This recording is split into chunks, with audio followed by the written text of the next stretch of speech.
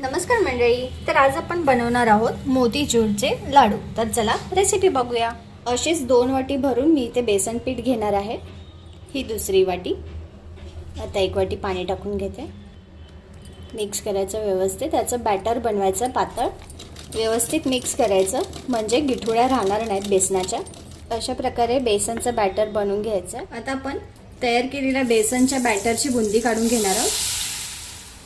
इथे आपली बुंदी चांगली कुरकुरीत झालेली आहे. आता मी याला साईडला काढून घेणार आहे. आपले बेसन बुंदी रेडी आहेत. मी कढईमध्ये 1 वाटी साखर घेतलेली आहे, ती टाकते. 1 वाटी पाणी, वेलची पूड टाकून घेते. त्यासोबत फूड कलर आहे ऑरेंज कलरचा, तो टाकून घेते. आता आपण याच्यामध्ये बेसनची बुंदी ॲड करून घेऊया.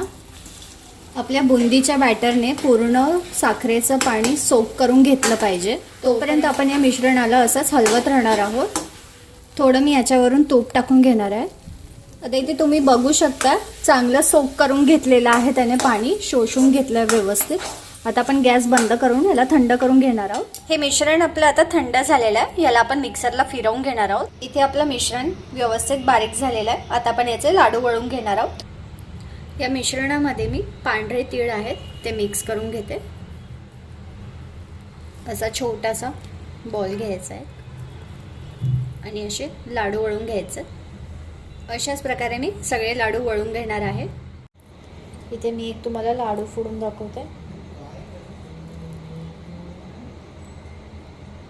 खूप छान असा लाडू झालेला आहे. इथे तुम्हाला जर ही रेसिपी आवडली असेल तर प्लीज माझ्या चॅनलला लाईक, शेअर अँड सबस्क्राईब करायला विसरू नका. थँक्यू.